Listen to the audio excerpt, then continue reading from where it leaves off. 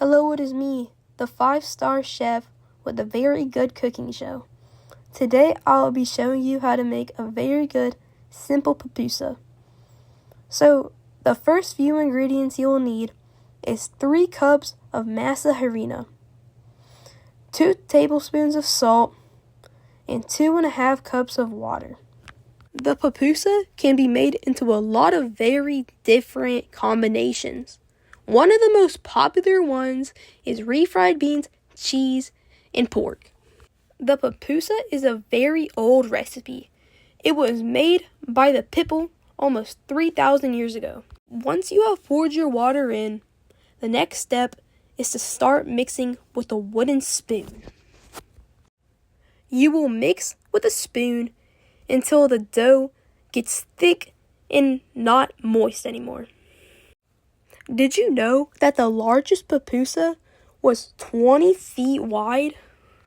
Once your dough is thick, you will start to mix it with your hands to form a good dough.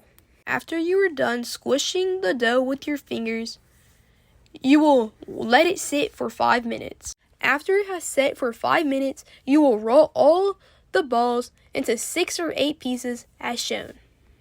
After you have made the balls, you will put 2 fingers into the middle of the dough and create a little gap for the cheese and all the filling that you want to put in. After you have put your desired fillings into the dough, you will pick it up and try to form it right back into the ball as it was before. After you have rolled it into a ball, you will squish it with your hands and try to make it into like a pancake almost. Did you know that there's a very simple ingredient grown in El Salvador called loroco? It is grown locally in El Salvador and is very fresh, so it makes for a very good filling. After you have put all your balls into a pancake, you will put a little bit of oil into a pan and put all the papusas into the pan at once. When El Salvadorians are making papusas with their friends and families, it's not just some way of getting people together and just making food. It's a way for them to increase their bond and connection. One of my favorite street vendor foods all the way here in El Salvador is papusas because they are very easy to find because almost everyone is selling them on the street when you go on a run all the way from like 3 a.m.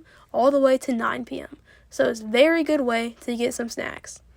One thing I will never like on my papusas, but a lot of other people like in El Salvador, is jalapenos and spicy peppers in their food. It will just never make sense to me.